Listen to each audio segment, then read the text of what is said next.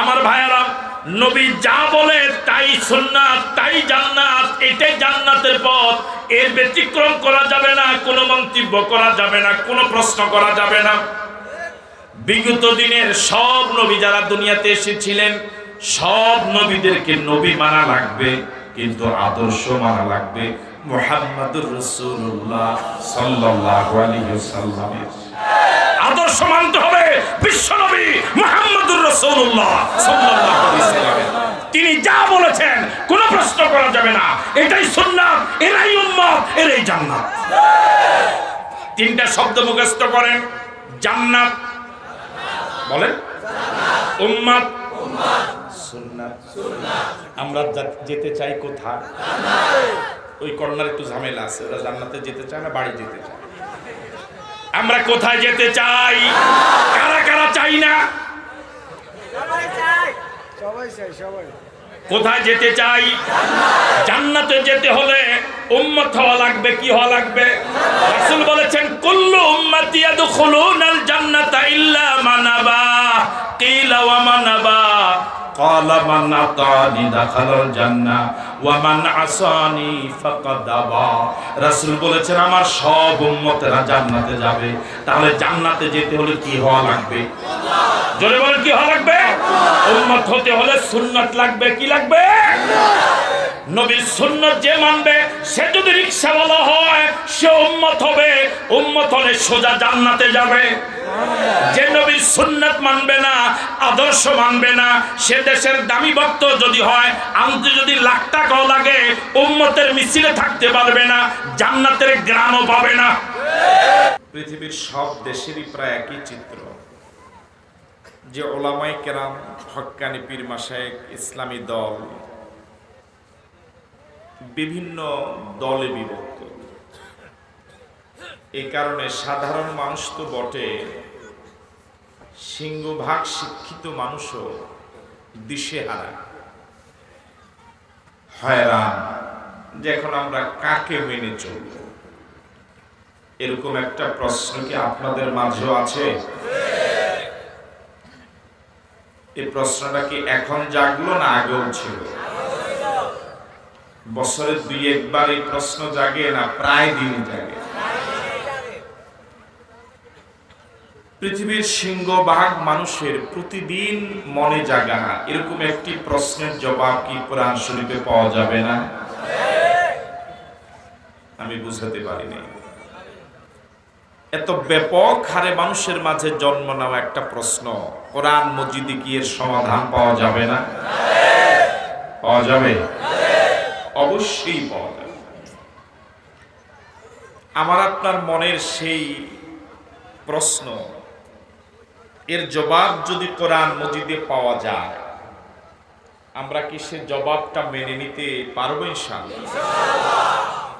সেই জবাবটা যদি আমার দলের বিরুদ্ধে যায়, রাজি হলেন না তো? কোরআন মজিদের সমাধানটা যদি আপনার দলের বিরুদ্ধে যায়, মেনে নিতে পারবেন? দলেরটা মানবেন না, কোরআন মজিদের সমাধান। কোরআন মজিদের সমাধানটা যদি আপনার পীরের বিরুদ্ধে যায়, কারটা মানবেন? কোরআন মজিদের সমাধানটা যদি আশরাফির বিরুদ্ধে যায়, কারটা মানবেন? যার বিরুদ্ধে যাক, যে কোনো মূল্যে আমরা কোরআন মজিদের সমাধানই মেনে নিব, কোনো প্রশ্ন করা যাবে না। রাজি আছেন? মন থেকে রাজি? হাত কি উঠিয়ে আল্লাহ পাককে দেখানো যায়? আল্লাহ কবুল করে বলে আমিন। আরো জোরে বলে আমিন। এই প্রশ্নের জবাব আল্লাহ রাব্বুল আলামিন ১৫০০ বছর আগে কোরআন মজিদে দিয়েছেন, সূরা নিসা ৫৯ নম্বর আয়াত। সুবহান আল্লাহ রাব্বুল আলামিন বলেন, ইয়া আইয়ুহাল্লাযীনা আমানু আতিউল্লাহ ওয়া আতিউর রাসূল ওয়া উলিল আমরি মিনকুম। আল্লাহ রাব্বুল আলামিন পৃথিবীর সব ঈমানদারদেরকে অ্যাড্রেস করে, খেতাব করে বলেন, ইয়া আইয়ুহাল্লাযীনা আমানু, হে ঈমানদারগণ। কে ডাক দিলেন? আরো আস্তে বলুন, আওয়াজ দিয়ে বলুন, কে ডাক দিয়েছেন? কাদেরকে ডাক দিয়েছেন? কোন সূরায় ডাক দিয়েছেন? কত নম্বর আয়াতে? 59 নম্বর আয়াতে। কত নম্বর আয়াতে? আমরা আজকের মাঠে যারা আছি, আমরা কি নিজেদেরকে ইমানদার বলে মনে করি? তাহলে আল্লাহ রাব্বুল আলামিন আমাদেরকে ডাক দিয়েছেন, ঠিক আছে কথা? তাহলে এবার এভাবে বলি, কে ডাক দিয়েছেন? কাদেরকে ডাক দিয়েছেন? আমাদের। কাদেরকে? আরো কাছের জবাব এভাবে দেওয়া যায়, আমাকে ডাক দিয়েছে। আল্লাহ রাব্বুল আলামিন আমাকে ডাক দিয়ে বলেছেন, ইয়া আইয়ুহাল্লাযীনা আমানু, হে ঈমানদারেরা, আতিউল্লাহ, তোমাদের মনে প্রশ্ন, কাকে মানবা, কোন দলকে মানবা, কোন পীরকে মেনে চলবা? এর জবাব হচ্ছে, আমি আল্লাহ প্রথম নির্দেশ দিচ্ছি, আতিউল্লাহ, আনুগত্য করা লাগবে আল্লাহর। কার? আরো জোরে বলুন, ওয়া আতিউর রাসূল, আনুগত্য করো রাসূলের। ওয়া উলিল আমরি মিনকুম, এবং তোমাদের মাঝে যারা দায়িত্বশীল তাদের। কয়জনের কথা বলেছেন? এক।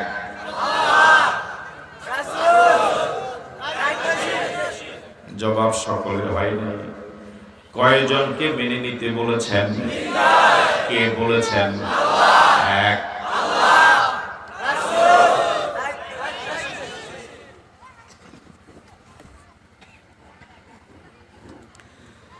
আবার বলুন, কয়জনকে মেনে নিতে বলেছেন?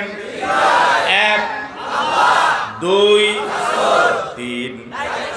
আমি বলি, এক আল্লাহ, দুই রাসূল, তিন। এবার কি আঙ্গুল উঁচু করলে অথবা এক দুই বললে সমস্যাটা জবাব পাওয়া যাবে? কয়জনকে মেনে নিতে বলেছেন?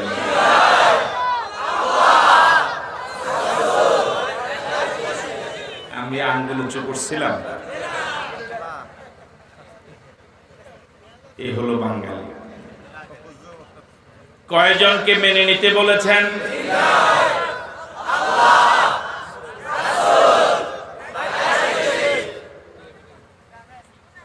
এবার মনোযোগ দিয়ে শুনুন আয়াতটা। আল্লাহ রাব্বুল আলামিন বলেছেন, আতিউল্লাহ। এখানে কি আতিউ আছে? নাই? আছে। ওয়া আতিউর রাসূল, এখানে কি আতিউ আছে? আছে। ওয়া উলিল আমরি মিনকুম, এখানে কি আতিউ আছে? তাহলে কয় জায়গায় আতিউ পাওয়া গেল? কয় জায়গায় নাই? এর মনে হয় কোনো কারণ নাই। না আন্দাজ? কোনো কারণ আছে? আনুগত্য করতে বলেছেন কয়জনের? এক।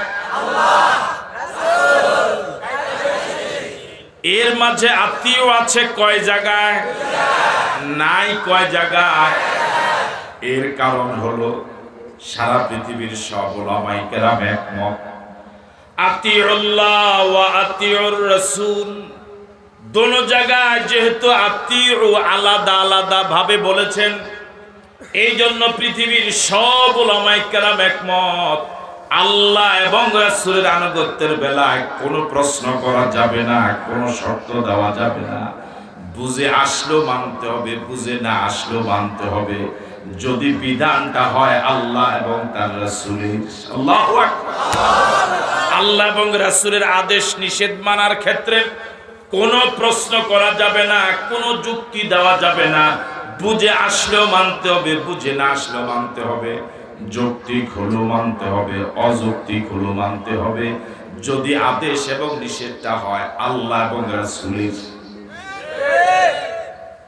মূল কথা, আল্লাহ এবং রাসূলের আদেশ নিষেধ মানার ক্ষেত্রে কোনো প্রশ্ন করা যাবে না, কোনো যুক্তি দেওয়া যাবে না, বুঝে আসলেও মানতে হবে, বুঝে না আসলেও মানতে হবে। রাজি আছি? এটা তোমার দলীয় অফিস না, এটা ফাইজলামির জায়গা না, তোমার যা ইচ্ছা তাই করবা।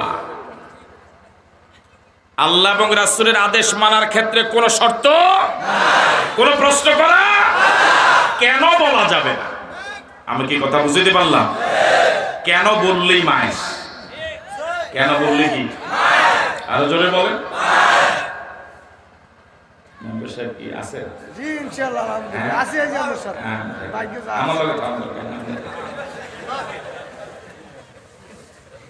আমার ভাইয়েরা, প্রতি রাকাতে রুকু কয়টা? কথা বলেন, রুকু কয়টা? সিজদা কয়টা? কেন কেন কইলে মাইস? কথা বলে না কেন? মাগরিবের নামাজ ফরজ কয় রাকাত? এশার ফরজ কয় রাকাত? কেন? আসেন নি আপনি? আছেন? আমরা যাতেন অনুসরণ করে দেবেন। কোনো প্রশ্ন করা যাবে না। তোমার দলীয় নেতার কোন বক্তব্যের ব্যাপারে বিরোধিতা করলে তার দলের পথ থাকে না। তুমি আল্লাহ রাসূলের ব্যাপারে মন্তব্য করবা, আল্লাহ তোমাকে জান্নাতে দিবে না। এটা ফাইজলামি পাইছো। ইসলামটাকে এত সোজা মনে করেছে। আল্লাহ এবং রাসূলের আদেশ নিষেধ পালন করার ক্ষেত্রে কোনো প্রশ্ন করা যাবে না। তোমার বুঝে আসলে ইসলাম মানো, না হলে হিন্দু মত হয়ে যাও। মুসলমান থেকে ফাইজলামি করার সুযোগ না।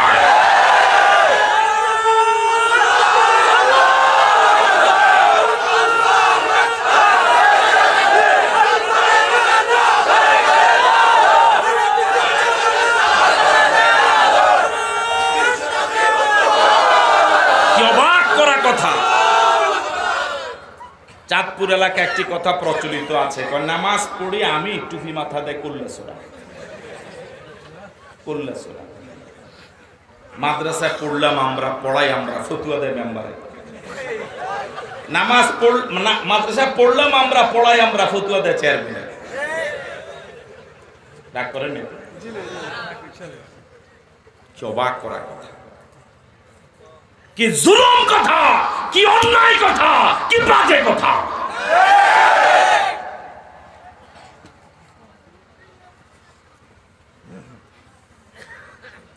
ওনাদের রাজনীতি নিয়ে আমরা কথা বললে বলে হুজুরের রাজনীতি করে। আমাদের ইসলাম নিয়ে, আমাদের ধর্ম নিয়ে এরা ফতুয়া দেয়, আমরা এটা বলতে পারবো না।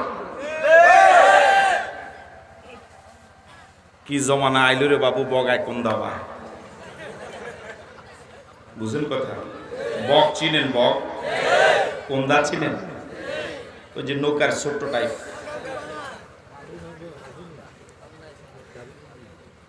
আতিউল্লাহ ওয়া আতিউর রাসূল ওয়া উলিল আমরি মিনকুম। আল্লাহ বলেছেন, ওই ইমানদারেরা আনুগত্য করো আল্লাহর, আনুগত্য করো রাসূলের, আর নেতার দায়িত্বশীল কয়জন? এক, দুই, তিন।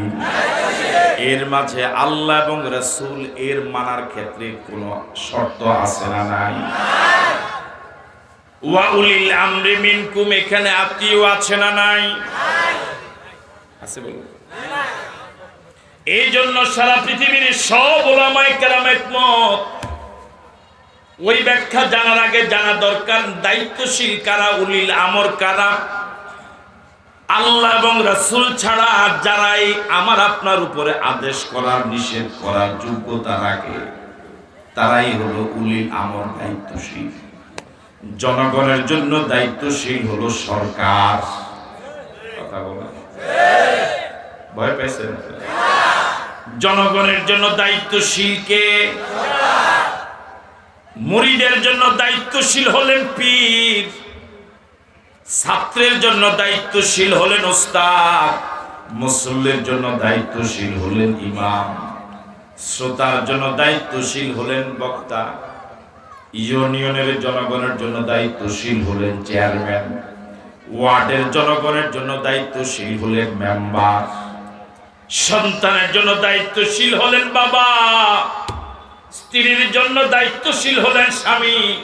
এক কথা, আল্লাহ এবং রাসূল ছাড়া আর যারাই আমার আপনার উপরে আদেশ করার নিষেধ করার যোগ্যতা রাখে, সকলেই উলিল আমর, সকলেই দায়িত্বশীল। ঠিক আছে কথা? আল্লাহ রাব্বুল আলামিন এই দায়িত্বশীলদেরকে মানতে বলেছেন, তবে আগে আত্মীয় বলেন নাই। এই জন্য পৃথিবীর সব উলামায়ে কেরাম একমত, দায়িত্বশীলকে বিনা প্রশ্নে মানা যাবে না, বিনা যুক্তিতে মানা যাবে না, বিনা বাক্যে মানা যাবে না, অন্ধভাবে মানা যাবে না। দায়িত্বশীলদেরকে মানার জন্য একটা কঠিন শর্ত, সে শর্তটা হলো দায়িত্বশীলের কথা যদি কোরআন সুন্নাহর সাথে মিলে, আল্লাহ এবং নবীর কথার সাথে মিলে, তাহলে দায়িত্বশীলের কথা মানা লাগবে।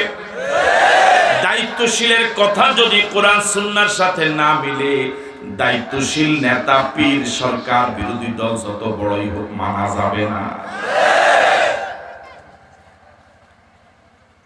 এই কথার আবার সামারি মুখস্থ হয়েছে? এতটুকু মুখস্থ নিয়ে বাড়িতে যাওয়া যাবে না? যাওয়ার আগে বলে যাবে। মানতে হবে কয়জন? এই কথা কে বলেছেন? কোন সূরায়? কত নম্বর সূরায়? কত নম্বর আয়াতে? 59। কত নম্বর আয়াতে? কাদেরকে ডেকে বলেছেন? কয়জনকে মানতে বলেছেন? আল্লাহ, রাসূল এবং দায়িত্বশীল, এই তিনজনকে মানার মান কি এক সমান? পার্থক্য আছে না নাই? আল্লাহ এবং রাসূলকে মানার মান এক। এই দুইজনকে মানার ক্ষেত্রে কোনো প্রশ্ন করা, কোনো যুক্তি দেওয়া কেন বলা যাবে না? যেমন একটা আইন, শরীয়তের একটা বিধান হলো এই, ওযু করার পরে কেউ যদি চামড়ার মোজা পরিধান করে, তাহলে ওযু ছুটে গেলে পরে ওযুর অন্য অঙ্গ প্রত্যঙ্গ ধৌত করবে, কিন্তু পাও ধৌত না করে মাসে করলেও চলবে, যাকে মাসে আলাল খুফাইন বলা হয়। এই মাসে আলাল খুফাইনের বিধান হলো, এই 3 আঙ্গুল দিয়া পায়ের পাতার উপর দিয়ে ভাবে টান দিলেই মাসে হয়ে যাবে। কিন্তু যুক্তি বলে, লজিক হলো, ময়লা লাগলে পায়ের নিচ দিয়া লাগবে। কিন্তু ইসলাম বলে পায়ের নিচে মাসে করার প্রয়োজন নাই, উপরে মাসে করলেই ওযু হয়ে যাবে। বলুন তো, এই আইনটা কি যৌক্তিক না অযৌক্তিক? অযৌক্তিক। ময়লা লাগবে নিচে, মাসে করতে বলা হয়েছে। অযৌক্তিক হলেও আপনার বলার কোনো অধিকার নাই। আমি কি কথা বুঝতে পারলাম? ওযু করার পরে বিভিন্ন কারণে ওযু ভেঙে যায়। এর মাঝে একটা কারণ হলো পিছনের রাস্তা দিয়া বাতাস গেলে ওযু যায়। আপনাদের এলাকায় তো এই ব্যাপারে একমত? যুবকরা এখন নাই মনে হয়। পিছনের রাস্তা দিয়া বাতাস গেল, ওযু আছে না নাই? এখন শরীয়ত কি বলে, কিভাবে আপনি ওযু করবেন? এখন ওযুর পদ্ধতি হলো, কবজি পর্যন্ত হাত ধৌত করো, কুলি করো, নাকে পানি দাও, মুখমণ্ডল ধৌত করো, কোনি পর্যন্ত হাত দাও, মাথা মাসে করো, টাকনু পর্যন্ত পাও ধো। ওযু কি হয়েছে? পিছনের রাস্তা কি ধোয়া লাগছে? যুক্তি কি বলে? যে জায়গার কারণে মাঘ মাসের শীতের কনকনে শীতের এই কষ্টের ওযুটা গেল, ওই জায়গাটা অন্তত ধোয়া দরকার। কথা বলেন, ঠিক নয় কি? অন্তত মাসে করা দরকার। কিন্তু শরীয়ত বলে ধোয়ার দরকার নাই, মাসেরও দরকার নাই, কাপড় আলগি দেওয়ার কোনো প্রয়োজন নাই, তুমি এমন এমন করো ওযু হয়ে যাবে।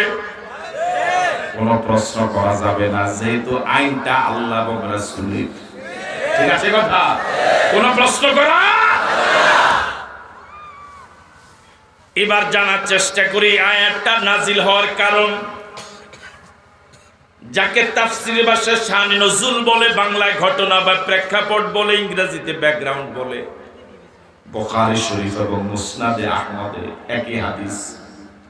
বুখারী শরীফে হযরত আব্দুল্লাহ ইবনে আব্বাস থেকে রওয়ায়াত, আর মুসনাদে আহমদে হযরত আলী রাদিয়াল্লাহু তাআলা আনহু থেকে রওয়ায়াত। দোনো রওয়ায়াতের মূল কথা এক, এক জিহাদে আল্লাহর নবী নিজে যান নাই। আমাদের রাসূল কি জিহাদ করেছিলেন? আস্তে বলেন মাইনাস। আমাদের রাসূল কি জিহাদ করেছিলেন? জিহাদের ময়দানে তিনি কি সেনাপতি ছিলেন? এই জিহাদের যে ঘটনা এখন বলছি, এই জিহাদে আল্লাহর নবী নিজে যান নাই। একজন আনসার সাহাবীকে সেনাপতি নিয়োগ করে আল্লাহর নবী মুজাহিদদেরকে পাঠিয়ে দিলেন। জিহাদ চলছিল, জিহাদ চলমান থাকা অবস্থায় ওই আনসার সেনাপতি এবং সাহাবায়ে কেরামের মাঝে কোনো একটা বিষয় নিয়ে একটু মতবিরোধ দেখা দিল। এরকম হয় কি হয় না? মতবিরোধ চরম আকার ধারণ করলো। একটা সময় আনসার মুজাহিদ, যিনি মুজাহিদদের সেনাপতি, তিনি সাধারণ মুজাহিদদেরকে লক্ষ্য করে বললেন, যখন আমরা মদিনা থেকে আল্লাহ নবী আমাদেরকে জিহাদের জন্য রওনা করে দিয়েছিলেন, তখন আল্লাহ নবী কি তোমাদেরকে একটা কঠোর নির্দেশ এই বলে দেন নাই যে আমি যখন যা বলি তাই মানা লাগবে? মুজাহিদরা বললেন, হ্যাঁ, আল্লাহ নবী আসার সময় কঠোর নির্দেশ দিয়েছিলেন, আপনি যা বলেন তাই শোনা লাগবে। তারা স্বীকৃতি দিলেন। এই সুযোগ কাজে লাগিয়ে আনসার সেনাপতি এবার বললেন, তাহলে আমার পক্ষ থেকে তোমাদের প্রতি প্রথম নির্দেশ, শুকনো কাঠ জমা করো। কি জমা করো? আদেশ না নিষেধ? তাহলে যাদের প্রতি আদেশ দেওয়া হলো তাদের জন্য তিনি হলেন উলিল আমর, দায়িত্বশীল। মনোযোগ আছে আপনাদের? সাহাবায়ে কেরাম মুজাহিদরা তার এই আদেশ অক্ষরে অক্ষরে পালন করলেন, শুকনো কাঠ জমা করলেন। এবার তিনি আদেশ করলেন, আগুন আনো। কি আনো? সাহাবায়ে কেরাম এই আদেশও পালন করলেন। আগুন আনার পরে এবার তিনি আগুন জ্বালালেন। শুকনো কাঠ ধাউ ধাউ করে যখন জ্বলছিল, এমন সময় তিনি একটা তৃতীয় কঠোর আদেশ করলেন। তিনি বললেন, তোমাদের সকলের প্রতি আমার পক্ষ থেকে নির্দেশ, এই জ্বলন্ত আগুনে ঝাঁপ দাও। কি দাও? মাঠে আছে। তার এই তৃতীয় আদেশটা পালনের জন্য সিংহবার সাহাবায়ে কেরাম রাজি হয়ে গেলেন। এখানে আল্লাহু আকবার বলা যাবে না, আন্দাজে আল্লাহু আকবার। আমার ভাইয়েরা, কিন্তু একজন যুবক সাহাবী প্রচন্ড বাধা দিলেন, বাধার প্রাচীর দাঁড় করালেন। তিনি বললেন, এই আদেশ পালন করতে পারবো না। কালিমা পড়েছি জাহান্নামের আগুন থেকে বাঁচার জন্য, আর কোনোদিন দুনিয়ার আগুনে জ্বলবো না। তিনি যখন বাধা দিলেন, সাহাবায়ে কেরাম দুদল হয়ে গেল। একদল ঝাঁপ দিতে রাজি, আরেক দল ঝাঁপ দিতে রাজি না। সর্বশেষ সিদ্ধান্ত হলো, এই মামলাটা আল্লাহ নবীর টেবিলে উপস্থাপন করা হবে। আল্লাহ নবী শোনার পরে তিনি যদি রায় দেন আগুনে ঝাঁপ দেওয়ার জন্য, তাহলে কাল বিলম্ব করব না, কোনো প্রশ্ন করব না, আমরা সকলেই আগুনে ঝাঁপ দিব। আর আল্লাহ নবী যদি বলেন ঝাঁপ দেওয়া যাবে না, ঝাঁপ দিব না। এই বিষয়ে সিদ্ধান্তের জন্য তারা কার কাছে, কার শরণাপন্ন হলেন? আরো জোরে বলেন। এই ঘটনার পরিপ্রেক্ষিতে রব্বুল আলামিন এই আয়াতটা নাযিল করলেন। আল্লাহ রাব্বুল আলামিন বলেন, ফাইন তানাযাতুম ফি শাইইন ফারুদ্দুহু ইলাল্লাহি ওয়ার রাসূল। ফাইন তানাযাতুম ফি শাইইন, যদি তোমাদের মাঝে কোনো বিষয় মতবিরোধ দেখা দেয়, ঝগড়া হয়, ফাইন তানাযাতুম মুনাজা হয়, বিরোধ সৃষ্টি হয়, ফারুদ্দুহু ইলাল্লাহি ওয়ার রাসূল, সমাধানের সুন্দর পদ্ধতি হলো সমাধান তালাশ করো কোরআন এবং সুন্নাহ। আল্লাহু আকবার। তাহলে সমাধান তালাশ করতে হবে কার কাছে? আল্লাহ এবং রাসূলের কাছে। রাজি আছি? সাহাবায়ে কেরাম আল্লাহর নবীর কাছে ঘটনার বয়ান করলেন। আল্লাহর নবী ঘটনা শুনে এবার বললেন, তোমরা যদি আগুনে ঝাঁপ দিতে চিরদিন জাহান্নামের আগুনে জ্বলতে। কথা বলেন। এবার রাসূল বললেন লা তাআতা লিমাখলুকিন ফি মাসিয়াতিল খালিক। আমরা খালেক না মাখলুক? আপনার জন্ম মনস্ক খালেক না মাখলুক? সৃষ্টি না স্রষ্টা? আমাদের স্রষ্টা কয়জন? তিনি কে? আরো জোরে বলেন কে? রাসূল বললেন লা তাআতা লিমাখলুকিন ফি মাসিয়াতিল খালিক। স্রষ্টার বিরুদ্ধে গিয়া সৃষ্টির কোনো আইন মানা যাবে না, সৃষ্টির কোনো আইন মানা যাবে না, সৃষ্টির কোনো আইন মানা যাবে না স্রষ্টার বিরুদ্ধে গিয়া। আল্লাহু আকবার বলবেন। তখন আল্লাহ রাব্বুল আলামিন এই আয়াত নাযিল করে দিলেন, বললেন আল্লাহ এবং রাসূলকে মানার ক্ষেত্রে কোনো প্রশ্ন করা যাবে না, কোনো যুক্তি দেওয়া যাবে না। এতক্ষণ আলোচনা শুনে আমরা সবাইকে স্বীকৃতি দিতে পারবো আল্লাহ এবং রাসূলের আদেশ নিষেধ মানার ক্ষেত্রে কোনো প্রশ্ন করব না, কোনো কেন বলা। সবাই একমত? আমার ভাইয়ারা, আল্লাহ রাসূলকে কেন প্রশ্নাতীত ভাবে মানবেন না? এমন রাসূল আল্লাহ রাব্বুল আলামিন আমার আপনার কিসমতে রাখলেন। বিগত নবীরা আফসোস করে বলেছিলেন আল্লাহ আমাকে নবী না বানিয়ে আমি যদি শেষ নবীর উম্মত হতে পারতাম, নবী জিন্দেগি থেকে তার উম্মতি জিন্দেগি বেশি প্রাধান্য দিতাম। আল্লাহু আকবার। আমার ভাইয়ারা, বিশ্বাস করুন, আল্লাহর কসম করে বলি, আল্লাহর কসম করে বলি, আল্লাহর নবীর চরম শত্রু যারা ছিল, যারা আল্লাহর নবীকে পাগল বলেছে, কবি বলেছে, গণক বলেছে, জাদুকর বলেছে, হত্যার ষড়যন্ত্র করেছে, যাদের জুলুম নির্যাতনে আল্লাহর নবী দেশেও থাকতে পারেন নাই, এই মানের চরম শত্রুরাও আল্লাহ নবীর বেলায় এই কথা বলার সাহস পায় নাই যে মুহাম্মদ জীবনে একটা মিথ্যা কথা বলেছে। আল্লাহু আকবার বলবেন। মুহাম্মদ জীবনে একটা মিথ্যা কথা বলেছে, এরকম কথা আল্লাহর নবীর শত্রুরও বলতে পারে না। এবং নবীর উম্মত হতে পেরে খুশি না বেজার? এই জন্য যত কম আওয়াজ দিয়া পারেন বলেন আলহামদুলিল্লাহ। আবার বলেন আলহামদুলিল্লাহ। আবার বলুন আলহামদুলিল্লাহ। আমরা কি মিথ্যা কথা বলি? শুধু কি বলি না মিথ্যা দিয়া শুরুই করি? কথা বলেন ঠিক কিনা? একদিন আল্লাহর নবীর সাথে একজন ইহুদির প্রতিমধ্যে দেখা। ওই ইহুদির কাছ থেকে আল্লাহর নবী কিছু টাকা ধার নিয়েছিলেন। কত কষ্টের সংসার ছিল আল্লাহর নবীর, সংসার চালাতে গিয়ে ধার করা প্রয়োজন পড়েছে। আমরা এখন কত আরামের দিন যাপন করি, কত হাজার হাজার টাকা প্রতিদিন কামাই। আল্লাহর নবী সংসার চালাতে গিয়ে কত কষ্টের জীবন যাপন করেছিলেন। এখন আমরা দাওয়াতি জিন্দেগিতে কত সুন্দর ব্যবস্থাপনা আমাদের জন্য। যুবকেরা মোটর সাইকেলের বহর নিয়ে আমাদেরকে রিসিভ করে, আবার মোটর সাইকেলের বহর নিয়ে আমাদেরকে বিদায় সম্ভাষণা জানায়। কত ভালো মানের খাওয়া, কত মোটা অঙ্কের হাদিয়া। এত মোটা অঙ্কের হাদিয়া দেওয়ার পরও আয়োজকেরা কত বিনয়ের সাথে বলে, হুজুর তেমন কোনো খেদমত করতে পারি নাই। আল্লাহর নবী যদি হাদিয়া চাইতেন অভাব কি হতো? এখন তো আমরা অগ্রিম দেওয়া ছাড়া ওয়াজ জমেই না। ওয়াজতে বলেন ঠিক কি? মোটা অঙ্কের হাদিয়া দেওয়া ছাড়া এখন আমরা ওয়াজে আসি না। আল্লাহর নবী ওই ইহুদির কাছ থেকে টাকা নিয়েছিলেন, যত সময় টাকা পরিশোধ করেছিলেন। এই পৃথিবীর সবচেয়ে ক্রিমিনাল জাতি হলো ইহুদি।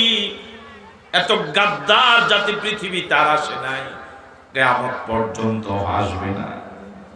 ওই ইহুদি আল্লাহর নবীর পথ আগলে দাঁড়ালো, বলল মুহাম্মদ, দুরূদ পড়বেন, বলল মুহাম্মদ আমার টাকাগুলো ফেরত দাও। আল্লাহ নবী বললেন, ও আল্লাহর বান্দা, আমি তোমার টাকা ফেরত দিয়েছি। ইহুদি বলছে দেও নাই। আল্লাহ নবী বলছে আমি টাকা ফেরত দিয়েছি। ইহুদি বলছে দাও নাই, আল্লাহর নবী বলছেন আমি টাকা ফেরত দিয়েছি। একটা সময় বিতর্কের ঝগড়ার রূপ নিবে। এই অবস্থায় ইহুদি সুচতুর ইহুদি বলল, মুহাম্মদ তুমি যদি টাকা ফেরত দিয়ে থাকো তাহলে সাক্ষী উপস্থাপন করো। দুনিয়ার নিয়ম অনুযায়ী তো তার কথাটা সঠিক, কি দেওয়া লাগবে? কিন্তু ঘটনা হলো এমন, আল্লাহর নবী যখন টাকার ঋণ নিয়েছিলেন তখনও কেউ সাক্ষী ছিল না, যখন পরিশোধ করেছিলেন তখনও কেউ সাক্ষী ছিল না। আল্লাহর নবী বিব্রতকর অবস্থায় পড়ে গেলেন। এমন সময় একজন মুসলিম এই ঘটনার পাশ দিয়ে যাচ্ছিলেন, হঠাৎ তার কানে ভেসে আসলো, ওই ইহুদি বলছে তুমি সাক্ষী দেখাও। ওই মুসলিম এই কথা শুনে বললেন, ইয়া রাসূলুল্লাহ আমি এই ঘটনার সাক্ষী। জোরে বলেন আল্লাহু আকবার।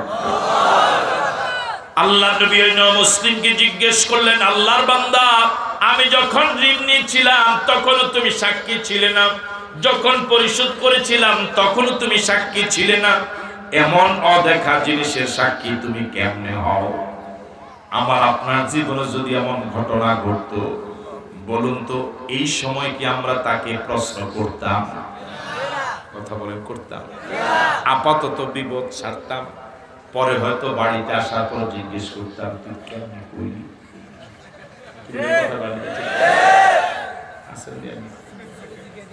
হ্যাঁ, গোপনে জিজ্ঞেস, ঘরে আসার পর আর গোপন আর প্রকাশ। এবার ওই মুসলিম দু চোখের পানি ছেড়ে দিয়ে বললেন, ইয়া রাসূলুল্লাহ আমি মূর্তি পূজারী ছিলাম, নিজ হাতে মূর্তি বানাতাম, মূর্তির গায়ে মেকআপ করতাম। আপনি বলেছেন এই দেখা মূর্তির গোলামি করা যাবে না, অদেখা এক আল্লাহর গোলামি করা লাগবে। মূর্তিগুলোর কোনো ক্ষমতা যদি নাও বা থাকে, মূর্তিগুলো অন্তত দেখা যায়, মূর্তিগুলো অন্তত ধরা যায়। আপনি বলেছেন এই দেখা মূর্তির গোলামি করা যাবে না, অদেখা এক আল্লাহর গোলামি করা লাগবে। আপনি নবীর কথা দেখা মূর্তিগুলোকে বাদ দিয়া এক অদেখা আল্লাহর গোলামি করা শুরু করলাম। আপনি বলেছেন ফেরেশতা আছে, কোনদিন দেখলাম না, বিশ্বাস করলাম। আপনি বলেছেন দুকাধে দুজন লেখক আছে, কোনদিন দেখি না, বিশ্বাস করলাম। আপনি বলেছেন ফুলসিরাত আছে, চুল থেকে চিকন, তলোয়ার থেকে ধারালো, কোনদিন দেখি না, বিশ্বাস করলাম। আপনি বলেছেন কবর আযাব আছে, কোনদিন দেখলাম না, বিশ্বাস করলাম। আপনি বলেছেন কবরে ৯৯টা সাপের বাসা, এত বিষাক্ত সাপ, একটা সাপ যদি একবার পৃথিবীতে নিঃশ্বাস ফেলতো, পৃথিবীতে গাছপালা তরুলতা বলতে কিছুই হতো না। নতুন হোক পুরান হোক, কোন কবর খুঁড়লে একটা সাপের অস্তিত্ব পাওয়া যায় না। শুধু আপনার কথা বিশ্বাস করলাম। আপনি নবীর কথায় এতগুলো বড় বড় অদেখা জিনিস যদি আমি বিশ্বাস করতে পারি, শুধু আপনি নবীর কথায়, শুধু আপনি নবীর কথায়, শুধু আপনি নবীর কথায়, তাহলে ইহুদির কাছ থেকে কিছু টাকা নিয়েছিলেন, আবার পরিশোধ করেছেন, এই ছোট্ট কথাটা আমি কেন বিশ্বাস করব না? আল্লাহু আকবার! কি নবী ছিলেন, যা বলেছেন গোটা জিন্দেগিতে একটা মিথ্যা কথা বলে না। আমার ভাইরা, এখন তো সমাজের ঋণ প্রথা উঠেই গিয়েছে, সুদে টাকা চাইলে পাওয়া যায়, ঋণ চাইলে পাওয়া যায় না। অবশ্য চন্দ্রগঞ্জে অবস্থা নাই।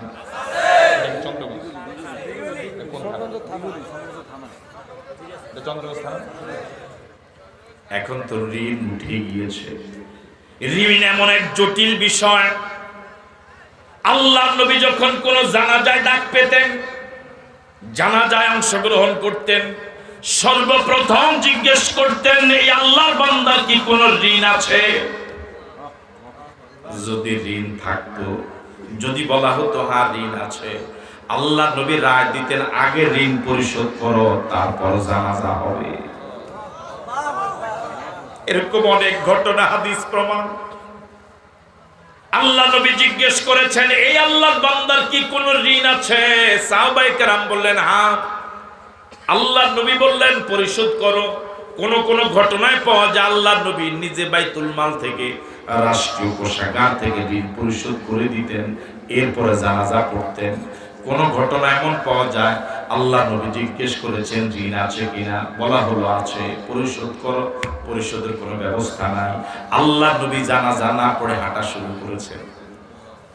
এক জানাজা থেকে আল্লাহ নবী চলে যাচ্ছিলেন, হযরত আলী পিছন দিক থেকে গিয়ে বললেন, ইয়া রাসূলুল্লাহ, এই ব্যক্তির যত ঋণ আছে সব ঋণ পরিশোধ করার দায়িত্ব আমি আমার কাঁধে তুলে নিলাম।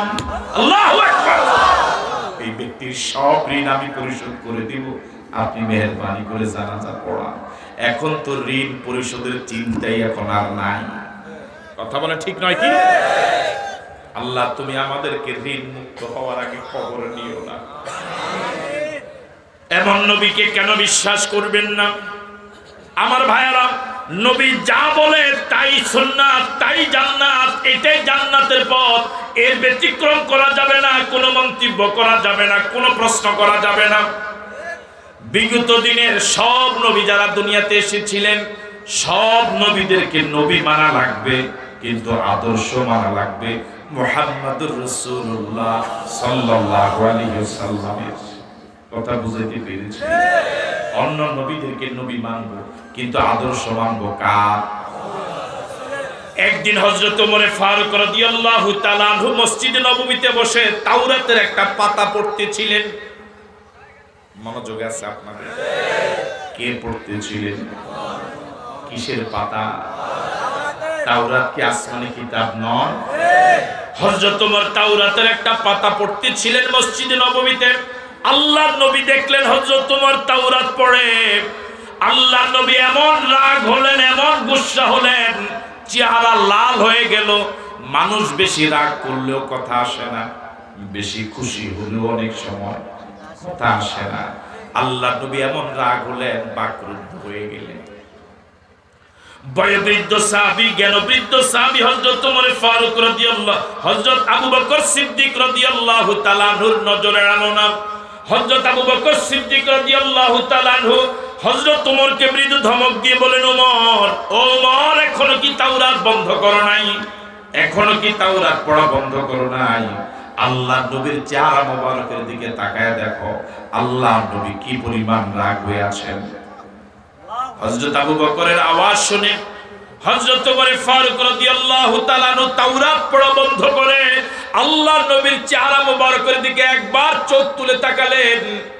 হযরত ওমর ফারুক রাদিয়াল্লাহু তাআলা আনহুর মতো সাহাবী নবীর চেহারা মোবারকের দিকে তাকিয়ে এত ভয় পেলেন, থরথর করে কাঁপা শুরু করলেন। কি পরিমাণ রাগ করেছেন আল্লাহর নবী। হযরত ওমরের মতো সাহাবী থরথর করে কাঁপা শুরু করলেন। সিংহ পুরুষ, বীর পুরুষ, যিনি রাস্তায় নামলে ইবলিস সরে যায়, ইবলিস সরে যায়। আর আমরা ঘরে থাকলে ইবলিস আমাদের সাথে আড্ডা দেয়। কথা বলে নাকি ঠিক? আমরা কি রাস্তায় নামলে ইবলিস ধরে না, ঘরে থাকলেও ধরে? শুধু কি ধরে না, জাতা দেয়? আমরা ঘরে থাকলে ইবলিস আসে, আর হযরত ওমর রাস্তায় বের হলে ইবলিস পালায়। ওই ওমর যাকে দেখলে ইবলিস ভয় পায়, ওই ওমর আল্লাহর নবীর চেহারা দেখে ভয় কাঁপা শুরু করেছে। আল্লাহু আকবার।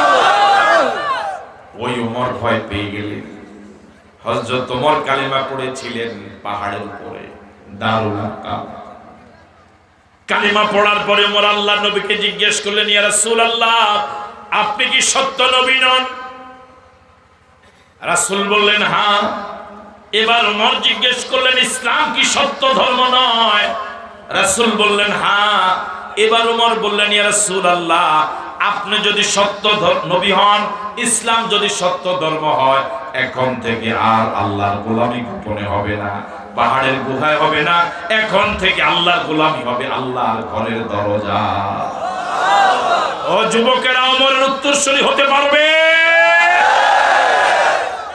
আমার ভাই,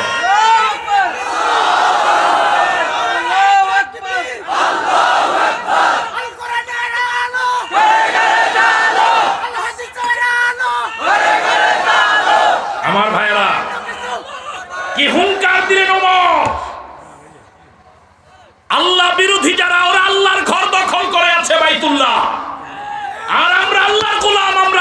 আমি করতে পারবো না তার ঘরে, এটা সহ্য করা হয় না, যাবে না। সুতরাং এখন থেকে আর গোপনে গোলামি নয়, রাসূল চলুন এখন থেকে আল্লাহর গোলামি হবে, আল্লাহর ঘরের দরজা উন্মুক্ত আকাশে। দেখি কি আসে আমি ওমরের সামনে।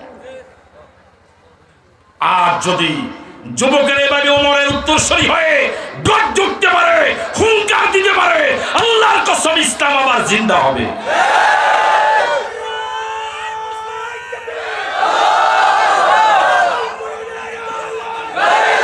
আমার ভাইরা,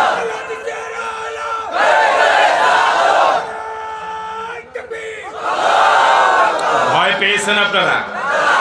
ভয় পেলে হবে না, সাহস রাখা। বাতিল বাতাসের মতো। কিসের মতো? আরো আসতে বলুন। এই জায়গায় কি বাতাস আছে? আমি এখন টিস্যু বক্সটা এই জায়গায় রাখলাম, এই জায়গার বাতাসটা এখন কোন দিকে গেল? এই জায়গার বাতাস এখন কি এই জায়গায় আছে? Side base. এই জায়গা কি এখন বাতাস আছে? আমি টিস্যু বক্সটা এই জায়গায় রাখলাম, এই জায়গার বাতাস এখন বুঝেন না মনে করেন? এই জায়গা কি এখন আছে? এটা রাখলাম, কোন দিকে গেল? বাতাস যে গেছে আওয়াজ হয়েছে? কোনো আওয়াজ হয়নি। এবার বলুন তো দেখি, এই জায়গার বাতাসটা গেল কেন? যেতে বাধ্য হলো কেন? এখানে বাতাসের যে শক্তি তার থেকে টিস্যু বক্সের শক্তি একটু বেশি। এই কারণে টিস্যু বক্স যখন আমি ছেড়ে দিচ্ছি, বাতাস কোন আওয়াজ ছাড়াই চলে যেতে বাধ্য হয়েছে। পৃথিবীর বাতিলগুলো বাতাসের মতো, হক যদি এভাবে জমিনে দাঁড়ায়, বাতিলগুলো সরে যেতে বাধ্য হবে। যুবকেরা পারবে দাঁড়াতে? যদি জীবন চলে যায়, জীবন দিতে কি পারবে? কারা কারা পারবে? দুহাত তুলে দেখাও।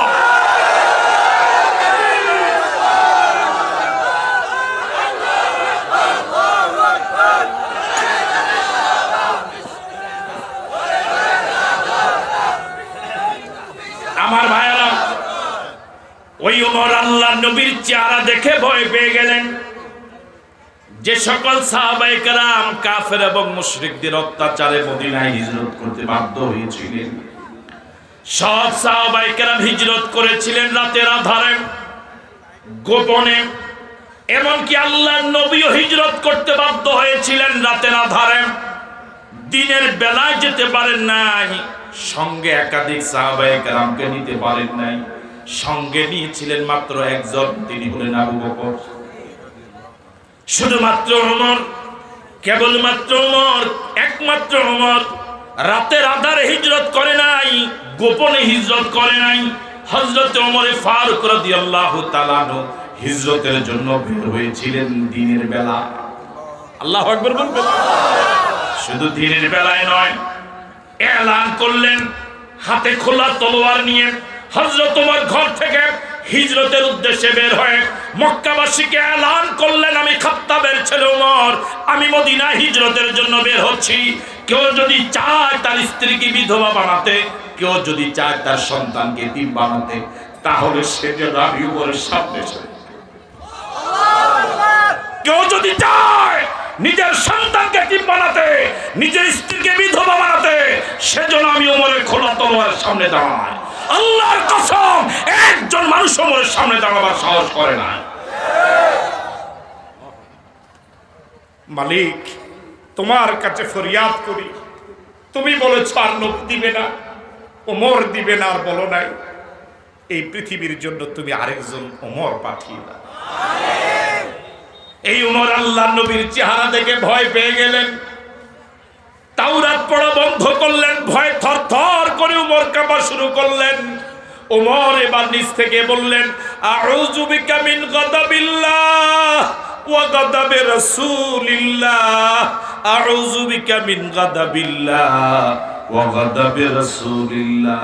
ও আল্লাহ, তোমার গজব থেকে আমি ওমর পানা চাই, তোমার নবীর রাগ থেকে আমি ওমর পানা চাই। আল্লাহু আকবার। আউযু বিকা মিন গাদাবিল্লাহ ওয়া গাদাবি রাসূলিল্লাহ ও আল্লাহ তোমার গজব থেকে আমাকে বাঁচাও, তোমার নবীর রাগ থেকে তুমি আমাকে বাঁচাও। আল্লাহু আকবার। এবার ওমর বললেন রাদিতু বিল্লাহি রাব্বা ওয়া বিল ইসলামি দীনা। ফজরের পরে ওয়াজিফার মাঝে তো এটাও একটা, যারা পারেন সকলে পড়েন রাদিতু বিল্লাহি রাব্বা ওয়া বিল ইসলামি দীনা ওয়া বিমুহাম্মাদিন নাবিয়্যা। এবার হযরত ওমর নিজেকে সংশোধন করে নিয়ে বললেন ও আল্লাহর নবী, আমি ওমরকে আপনি ভুল বুঝবেন না, আমি কোরআনের বিরোধিতা করতে গিয়ে তাওরাত পড়েছি, বিষয়টা এরকম নয়। রাদিতু বিল্লাহি রাব্বা, আমি আমার আল্লাহকে রব পেয়ে 16 আনা খুশি। আল্লাহু আকবার।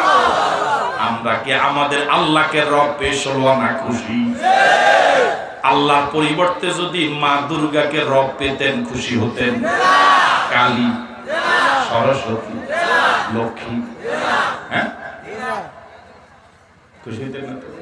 আল্লাহকে রব পেয়ে কত আনা খুশি? কি দয়া আমাদের প্রতি মালিকের, তিনি আমার রব। একদিন এক মূর্তি পূজারী আল্লাহর নবীর কাছে একটা ভাঙ্গা মূর্তি নিয়ে এলো, হাত পাও ভাঙ্গা। আল্লাহর নবী জিজ্ঞেস করলেন আল্লাহর বান্দা এটা তোমার কি? হুজুর এটা আমার খোদা। তো জিজ্ঞেস করলেন খোদার শরীর ভাঙ্গা কেন, হাত পাও ভাঙ্গা কেন? তিনি এবার একটা ঘটনা বয়ান করলেন, বললেন ইয়া রাসূলুল্লাহ, এটা আমার খোদা। প্রতিদিন যে জায়গায় আমি বের হই পারিবারিক সাংসারিক বাণিজ্যিক কাজে, খোদাকে কাঁধে করে করে নিয়ে রওনা হই, যাতে করে কোনো বিপদে পড়লে খোদা আমাকে বাঁচাতে পারে। আসেন মাঠে আপনার, আজকেও বের হলাম খোদাকে কাঁধে করে। কিছু দূর যাওয়ার পরে আমার প্রাকৃতিক ডাক এলো, পেশাব পায়খানার প্রয়োজন হলো। ওই সময় তো আর বর্তমান সময়ের মতো স্যানিটেশন ব্যবস্থা ছিল না, ঝোপ জঙ্গলে গিয়ে পেশাব পায়খানা সারা লাগবে। তা আমি চিন্তা করলাম এমন জায়গায় যাব খোদাকে নিয়ে যাওয়া ঠিক হবে না, ভদ্রতা আছে। এই জন্য খোদাকে রাখলাম রাস্তায়, পেশাব পায়খানার প্রয়োজন সারতে গেলাম দূরে, এসে দেখি খোদার শরীর ভিজা। কি কথা বলে? চিন্তা করলাম খোদার শরীর যেহেতু ভিজা, নিশ্চয়ই কোনো বরকতের পানি হবে, তাবারক হবে। বরকতের পানি মনে করে এবার একটু জিহ্বা দিয়ে চাটলাম। জিহ্বা তো এমন এক যন্ত্র, পৃথিবীতে যত স্বাদ আবিষ্কার হয়েছে কিয়ামত পর্যন্ত যত স্বাদ আবিষ্কার হবে, একটা মাত্র যন্ত্র দিয়ে এক জাররা পরিমাণ সময়ে রিপোর্ট ডেলিভারি হয়ে যায়। আল্লাহু আকবার বলবেন। লইট্টা মাছের স্বাদ একরকম, বাইন মাছের স্বাদ আরেক রকম, চিংড়ি মাছের স্বাদ একরকম, পালং শাকের স্বাদ একরকম। আর কি শাক আছে? লাল শাকের স্বাদ আরেক রকম, ইলিশ মাছের একরকম, বোয়াল মাছের আরেক রকম। এই হাজারো কোটি স্বাদ প্রমাণ করার জন্য, বুঝার জন্য কয়টা যন্ত্র? জোরে বলেন কয়টা যন্ত্র? নাম কি? এই দেহের ভিতরে দুইটা অঙ্গ এমন আছে, যেই দুইটা অঙ্গে একটা মোটা হাড় তো দূরের কথা, একটা চিকন হাড়ও নাই। এর মাঝে একটা হলো জিহ্বা, আরেকটা হলো লজ্জাস্থান। এই পুরা দেহের ভিতরে এই দুইটা অঙ্গের মাঝে একটা চিকন হাড়ও নাই। আমার ভাইয়ারা, রাসূল বলেছেন মাইয়াজমানুলি মা বাইনা লিহিয়াইহি ওয়া মা বাইনা রিজলাইহি আজমানু লাহুল জান্নাহ। আল্লাহর কোন বান্দা বান্দি যদি এই দুইটা নরম অঙ্গ প্রত্যঙ্গের জিম্মাদারিত্ব নিতে পারে, আমি রাসূল তার জান্নাতের গ্যারান্টি হয়ে যাব। একটা হলো জবান, আরেকটা হলো লজ্জাস্থান। মানুষ যত অপরাধ করে, সিংহভাগ অপরাধ এই দুইটা অঙ্গ দিয়ে করে। আর আসতে বলে এই জবান দিয়ে মিথ্যা কথা বলে, একজনে বলছে এই জবান দিয়ে মিথ্যা কথা বলে, মিথ্যা মামলা দেয়, মিথ্যা সাক্ষী দেয়, মিথ্যা রায় দেয়, এই জবান দিয়ে গালিগালাজ করে, এই জবান দিয়ে ডাই গাঁজা খায়, হিরোইন বাবা খায়, এই জবান দিয়ে উলামায়ে কেরামের বিরুদ্ধে কথা বলে, এই জবান দিয়ে আল্লাহর বিরুদ্ধে মিছিল করে, এই জবান দিয়ে নবীর বিরুদ্ধে কথা বলে, ঠিক কিনা? ছোট্ট একটা যন্ত্র জিহ্বা, আল্লাহ রাব্বুল আলামিন জিহ্বাটাকে নরম বানালেন। জিহ্বাটা হলো কথা বলার মাধ্যম, যাতে করে এই নরম জবান দিয়া কঠোর কথা না বলে নরম নরম ভাষায় কথা বলে। আল্লাহু আকবার বলবেন। ফাবিমা রাহমাতিম মিনাল্লাহি লিনতা লাহুম ওয়ালাউ কুনতা ফাজ্জান গালিজাল কলবি লানফাদ্দু মিন হাওলিক। নবী, আপনার প্রতি মালিকের বড় দয়া, আল্লাহ রাব্বুল আলামিন আপনাকে বড় নরম ভাষী করে বানালেন। আপনি যদি কঠোর ভাষী হতেন, লোকগুলো আপনার কাছে জড়ো হতো না, বরং সবাই দূর দূর করে পালাতো, ঠিক না? এই জন্য যে পীরের মেজাজ গরম, যে সুরের কাশি রোগ, দুটোটাই ব্যবসা খারাপ করে। কথা কয় না? যে পীরের আর যে সুরের কাশি রোগ, চুরি করতে গেছে, মানে শীত কাটছে, কি কাটছে? শীত কাটছে, স্টিল আলমারি খুলছে, এই স্বর্ণের 40 ভরি স্বর্ণ মাত্র কন্যা, এই হাত দিছে, এমন সময় পুরা ব্যবসা শেষ। কথা বলেন ঠিক কিনা? আর যে পীরের মেজাজ গরম, মুরিদ আসলে কোন মুরিদ হইল তার কাছে। এই জন্য দেখবেন সব পিসাবদের মেজাজ, বাবা ভালো আছো, খুব সুন্দর সুন্দর। ওই লোকটা বললেন, ইয়া রাসূলুল্লাহ, মনে আছে কি আগের কথা? বললেন, ইয়া রাসূলুল্লাহ, আমি জিহ্বা দিয়া চাটলাম বরকতের পানি মনে করে, কিন্তু আমার জিহ্বা রিপোর্ট ডেলিভারি দিল কেমন কেমন যেন টক টক বৃষ্টি বৃষ্টি গ্রাম। বরকতের পানি যদি হয়, তাবারকের পানি যদি হয়, এটা তো বৃষ্টি হওয়ার কথা। একটু এদিক সেদিক তাকালাম, তাকিয়ে দেখি দূরে একটা 4 পায়ে জানোয়ার দাঁড়ানো, আমি আর নামটা নিলাম না। দূরে একটা 4 পায়ে জানোয়ার, ওই জানোয়ারের নিচ দিয়ে টপ টপ করে পানি পড়ে। আমার আর বুঝার বাকি নাই এটা কোন বরকতের পানি। আমার মেজাজ এরকম গরম হলো, মেজাজ যেমন গরম হলো, খোদার পাও ধরে এমন একটা আছাড় মারলাম, বললাম, তুই খোদা না তুই হুদা? তুই কুকুরের পেশাব থেকে নিজেকে বাঁচাতে পারিস না, তো আমি সৃষ্টির সেরা জীব মানুষ, আমাকে বাঁচাবি কি করে? হাদিসে এসেছে, আল্লাহ নবী তার এই কথা, এই বয়ান শুনে একটু জোরে হেসে দিয়েছিলেন। আল্লাহ নবী সব সময় মুস্কি হাসতেন, তাবাসসুম হাসতেন, কিন্তু এই ঘটনা শুনে আল্লাহ নবী একটু জোরে হেসে দিয়েছিলেন। শরীর মোবারক কেঁপে উঠেছিল, দাঁত মোবারক দেখা গিয়েছিল।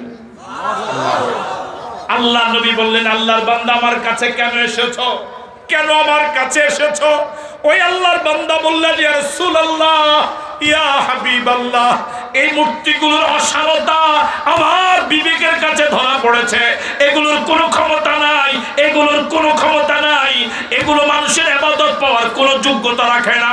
আমাকে পড়িয়ে দিন, লা ইলাহা ইল্লাল্লাহ মুহাম্মাদুর রাসূলুল্লাহ। জোরে জোরে পড়ুন, লা ইলাহা ইল্লাল্লাহ, লা ইলাহা ইল্লাল্লাহ, লা ইলাহা ইল্লাল্লাহ, লা ইলাহা ইল্লাল্লাহ মুহাম্মাদুর রাসূলুল্লাহ সাল্লাল্লাহু আলাইহি ওয়াসাল্লাম।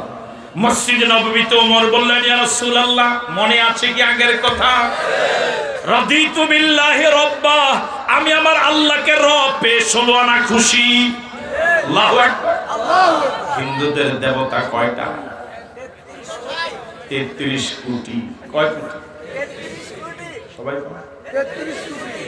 যদি বলা হয় যে অন্য কোনো ইবাদত বন্দেগী লাগবে না, শুধু 33 কোটি দেবতার নাম মুখস্থ কইরা জান্নাতে যাওগা, তাও কি একজনের পক্ষে সম্ভব?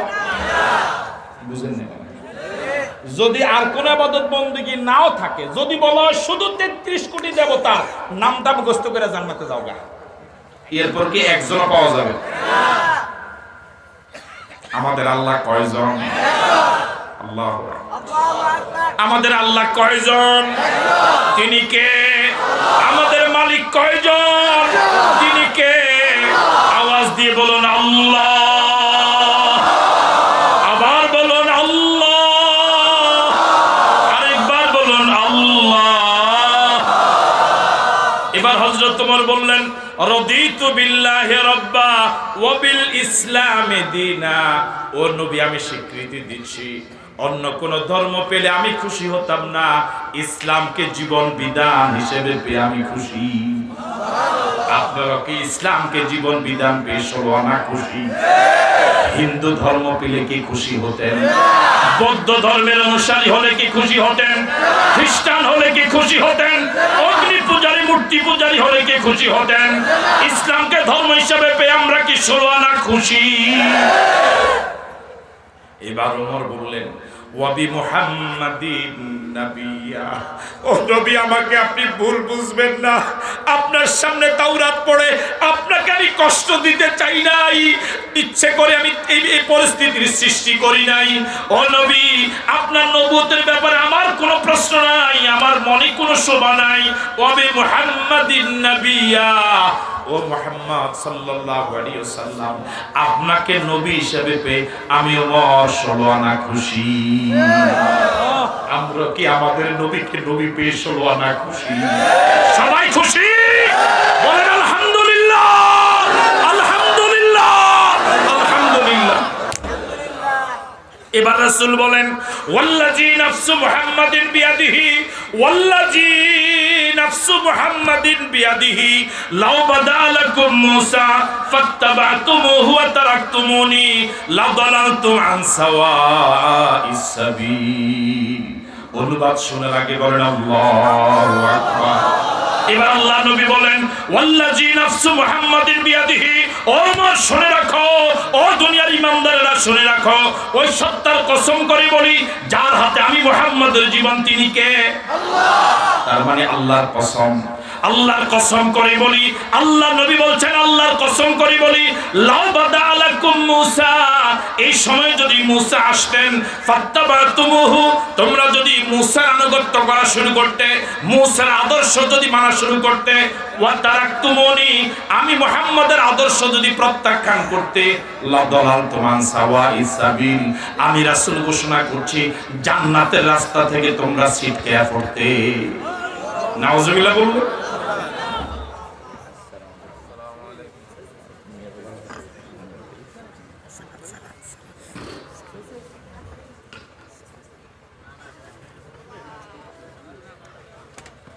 والذي نفس محمد بيده لو بدا لكم موسى فاتبعتموه وتركتموني لضللتم عن سواء السبيل। যদি নবী মুসার আদর্শ মানতে, আমি মুহাম্মদের আদর্শ বাদ দিয়া, তাহলে জান্নাতের সোজা রাস্তা থেকে আলাদা হয়ে যেতে। আল্লাহু আকবার বলবেন না?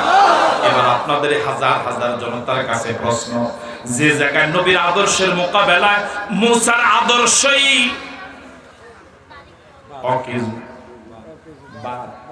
সে জায়গায় নেতা নেত্রীর আদর্শের কি কোনো হুব্বা আছে?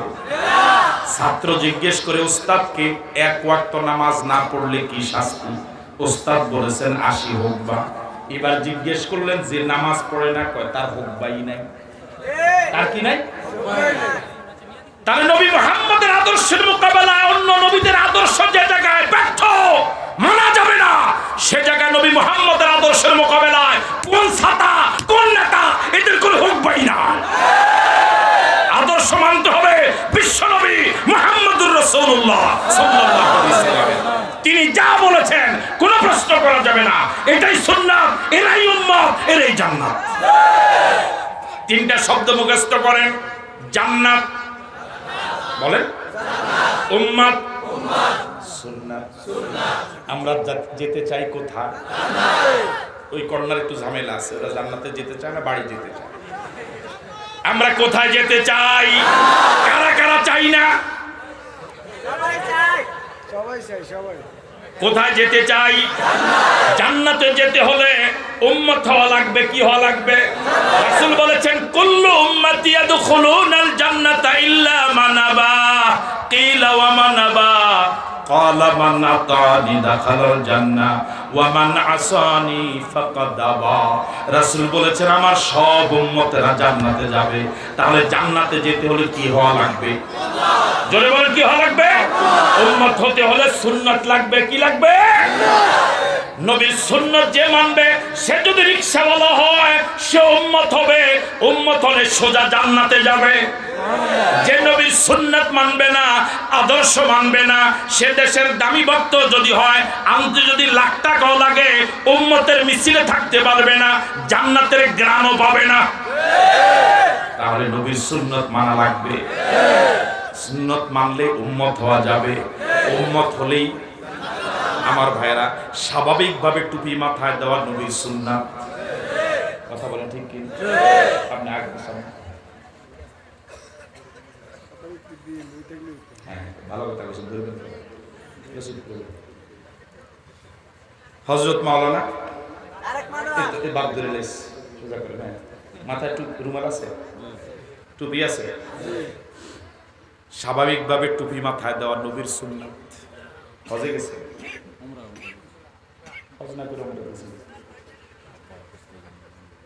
উনি যখন হজে যাবে, এহরাম অবস্থা কি মাথায় টুপি থাকবে? রুমাল? টুপির যে জায়গায় বেল নাই, এই জায়গায় তো রুমাল। এখন উনি হজে গেছে, এহরাম অবস্থা, মাথার টুপিও নাই, কথা কয় না। এখন এখন তো হজে গেলেও মানুষ কি দেয়? ফটো ফেসবুকে দিয়ে। উনি ফেসবুকে দিছে, মাথার টুপি আছে না নাই? এখন ওনার মুসলিয়া দেখে খুব,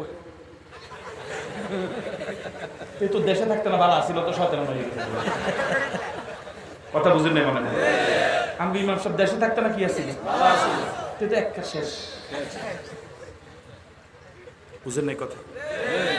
বিদায় হজে আল্লাহ নবী আরাফার ময়দানে, বিরক্ত হচ্ছেন না তো? কয়েক মিনিট সময় দেওয়া যাবে? বিদায় হজে আল্লাহ নবী আরাফার ময়দানে জোহরের সময় বেলালকে বললেন, বেলাল আযান দাও। রাষ্ট্রীয় মুয়াজ্জিন বেলাল, কালো মানুষ, নিগ্র মানুষ, খাটো মানুষ, আমার ভাইরা নাক চ্যাপ্টা, ঠোঁট মোটা, গরিব মানুষ, তাও আবার তোতলা। তোতলানি বুঝেন? মুখে কথা। রাষ্ট্রীয় মুয়াজ্জিন, আল্লাহ, তার থেকে কত সুন্দর চেহারার, কত সুন্দর কণ্ঠের, কত ভালো কণ্ঠের মুয়াজ্জিন ছিল। আল্লাহ নবী বেলালকে বাদ দিয়া কাউকে রাষ্ট্রীয় মুয়াজ্জিন বানায় নাই। আল্লাহু আকবার। বেলালকে বললেন, বেলাল আযান দাও। বেলাল জোহরের আযান দিলেন। আল্লাহ নবী বললেন, ইকামত দাও। বেলাল ইকামত দিলেন। কোন নামাজের? আল্লাহ নবী জোহরের 4 রাকাত ফরজের জায়গায় 2 রাকাত পড়লেন। কয় রাকাত? আগের সুন্নাত পড়েন নাই, পরে সুন্নাত নফলও পড়েন নাই, মাত্র কয় রাকাত? 2 রাকাত। এই অবস্থায় যদি বাঙালি থাকতো, মা হুজুর আপনি করেন কি? সুন্নাত নফল করি। কথা বুঝেন না? জোর শেষ হওয়ার পরে আল্লাহ নবী বেলালকে আবার বললেন, বেলাল ইকামত দাও। বেলাল আবার ইকামত দিলেন। আল্লাহ নবী এবার আসর পড়লেন, তাও কয় রাকাত? 2 রাকাত। আযান, ইকামত, ইকামত 2 বার, আযান কয় রাকাত? ইন্নাস সালাতা কানাত আলাল মুমিনিনা কিতাবাম মাওকুতা। নামাজ ইমানদারদের জন্য সময়ের সাথে ফরজ হয়েছে। রাসূল জোহর পড়ে সাথে সাথে আসর পড়ে ফেললেন, 2 ইকামত, 1 আযান। সন্ধ্যা পর্যন্ত আরাফার ময়দানে থাকলেন। সন্ধ্যা পর্যন্ত আরাফার ময়দানে থাকা লাগবে। সূর্য ডুবার আগে আরাফার ময়দান ত্যাগ করা যাবে না। সূর্য ডুবে গেল, আল্লাহ নবী বাহনের উপর উঠে গেলেন। সূর্য ডুবার পরে কি কোন নামাজ আছে? কথা বল। এশার নামাজ। সূর্য ডুবার সাথে সাথে কোন নামাজ? মাগরিব। সূর্য ডুবে গেল, আল্লাহ নবী মাগরিব পড়লেন না, বাহনের উপর আরোহণ হয়ে আল্লাহ নবী রওনা হলেন মুজদালিফার দিকে। কোন দিকে? সাহাবায়ে কেরামও রওনা হলেন। মনে মনে প্রশ্ন, মাগরিবের সময় যায় কিন্তু সাহস করে প্রশ্ন করার কারো সুযোগ নাই, ভয়। আমার ভাইয়েরা, ওই মজলিসে রাসূলের একজন নাতি ছিলেন, নাম উসামা। নাম কি? রাসূলের পালক ছেলে হযরত যায়েদ রাদিয়াল্লাহু তাআলা আনহু ছেলে হযরত উসামা। নাতিরা তো সাহস করে নানার সাথে অনেক কথাই বলতে পারে। এখানে নানা যারা আছেন, অনেক নানা আছে এমন মেজাজ, কথা কয় না, ছেলেদেরকে আদর করবেন, সোহাগ করবেন। অনেক জুমাবারে মসজিদে দেখি বাচ্চারা যদি ফিলারের পাশে বসা থাকে, বুড়া মুরব্বীরা জায়গায় কথা কয় না, মানে এমন ধমক দেয়, হে যাইয়া ফিলারের ট্যাক লাগায় এমন নাকের ডাক, ট্রাকের ইঞ্জিন ফিল। ছোটদেরকে আদর করবেন, সোহাগ করবেন, তাহলে ওরা কাছে আসে। হযরত উসামা নাতি মানুষ, নানাকে সাহস করে বললে ফেললেন। উসামা মনে করেছেন নানা মনে হয় নামাজের কথা ভুলে গিয়েছে। উসামা বললেন, নানা নামাজ, নানা নামাজ। আল্লাহু আকবার। উসামা মনে করেছে নানা নামাজের কথা ভুলে গিয়েছে। নানা এবার জবাব দিলেন, বাহনের উপর আরোহিত অবস্থা। নানা এবার জবাব দিলেন, বিশ্বনবী জবাব দিলেন, ও উসামা, নামাজে জায়গায় নয়, আসসালাতু আমামাকা, আসসালাতু আমামাকা, আসসালাতু আমামাকা। মাগরিবের সময় চলে যায় তো যাক, আরাফার ময়দানে মাগরিব পড়া যাবে না, মাগরিব পড়তে হবে মুজদালিফা গিয়া এশার নামাজের সাথে। নবী যা বলেছেন কোনো প্রশ্ন করা যাবে না। আতিউল্লাহ ওয়া আতিউর রাসূল, আল্লাহকে মেনে নাও, নবীকে মেনে নাও, কোনো প্রশ্ন করা যাবে না। নবী 2 রাকাত পড়েছে, 2 রাকাত পড়ো। নবী ইহরামের সময় না মাথায় কিছু দেয় নাই, তুমিও মাথা খুলে ফেলো। নবী মুজদালিফা গিয়ে এশার সাথে মাগরিব পড়েছেন, তোমাকে এটা করা লাগবে। কোনো প্রশ্ন করা, কোনো ফাইজলামি করা। আবার বলি, ইসলামকে দলীয় অফিস বানাবেন না, এটা আপনার নেতার দলীয় দল মনে করবেন না। যদি জান্নাতে যেতে হয়, নবীর হাতের হাউজে কাউসারে পানি খেতে হয়, নবীর সুপারিশ পেতে হয়, নবী যে আদর্শ রেখে গিয়েছেন ওই আদর্শে মারা লাগবে, বিকল্প কোন আদর্শ মানা যাবে না। রাজি আছো যুবকেরা? কারা কারা রাজি? 2 হাত তুলে দেখাও।